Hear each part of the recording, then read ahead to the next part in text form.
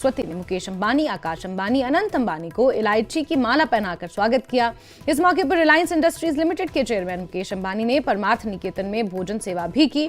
उन्होंने अपने हाथों से सफाई कर्मियों और नाविकों को भोजन प्रसाद बांटा। इसके साथ ही सफाई कर्मियों और नाविकों को मिठाइयां भी भेंट की। मुकेश अंबानी के साथ ही उनके बेटे अनंत अंबानी और बहू राधिका अंबानी ने भी भोज सेवा में हिस्सा लिया।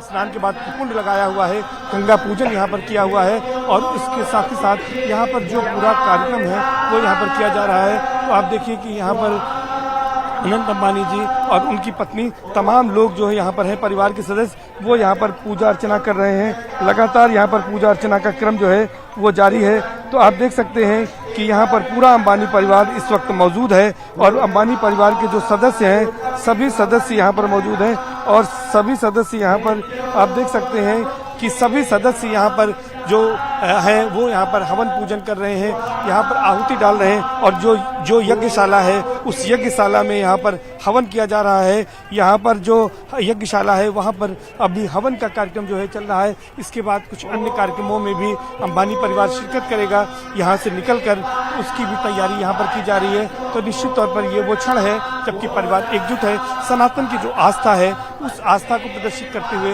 यहाँ पर पूरा परिवार पहुँचा हुआ है और यहाँ पर पूरे भक्ति से, पूरे भाव से, पूरी श्रद्धा से यहाँ पर पूजा अर्चना की जा रही है। और यहाँ पर जो नारियल है उस नारियल को यहाँ पर आप देख सकते हैं कि उस नारियल को यहाँ पर आहुति में डाला गया है। और वहीं अंबानी परिवार के महाकुंभ में आस्था की डुबकी लगाने और भोजन सेवा करने को लेकर परमार्थ निकेतन के स्वामी चिदानंद मुनि सरस्वती ने कहा कि देश के सबसे बड़े उद्योगपति होने के बावजूद मुकेश अंबानी बहुत विनम्र रहे।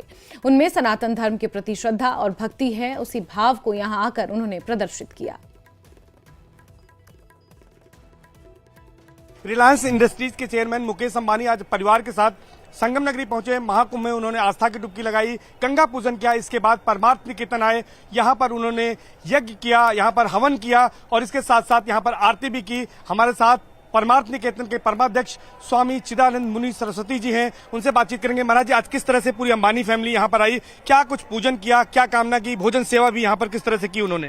पहली बात, अंबानी परिवार में आदरणीय धीरू भाई अंबानी जी से लेकर आदरणीय कोकिलाबेन जी और तब से लेकर हमारे मुकेश भाई, नीता बेन और प्रिय आकाश, श्लोका और हमारे प्रिय, मेरे तो बहुत ही प्रिय हैं, बहुत ही प्रिय हैं, अनंत और राधिका, सभी आए और उनके परिवार के लोग भी थे। जो सरलता है, जो समर्पण है, सेवा भाव है, वो अद्भुत है। सबसे ज्यादा अच्छी लगता है मुझे विनम्रता।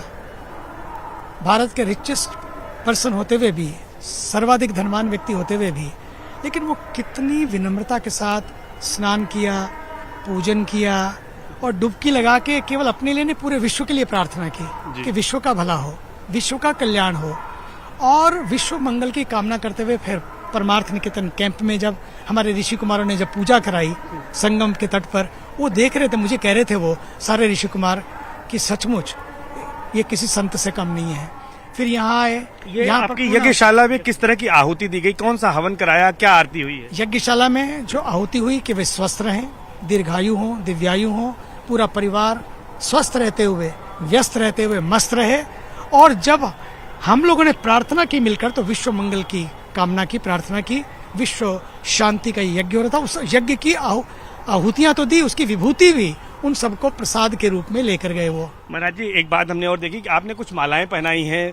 वो माला मुकेश अंबानी जी को, आकाश अंबानी जी को और भक्ति माँ ने जो है आकाश अंबानी जी को और अनंत अंबानी जी को आपने माला पहनाई। ये कौन सी माला थी, क्या है इसमें? ये देखिए, फूलों की माला है, हमेशा पहनाई जाती है, लेकिन हमने उनको संतों के हाथ से बनी हुई इलायची की माला, ताकि जिस तरह से उनके गुणों की खुशबू है, इलायची की खुशबू है, इलायची बहुत फायदेकर है कई तरीकों से, और वैसे ही उनके जो सेवा कार्य हैं उसकी खुशबू सदैव प्रसरित रहे, चारों दिशाओं में फैलती रहे।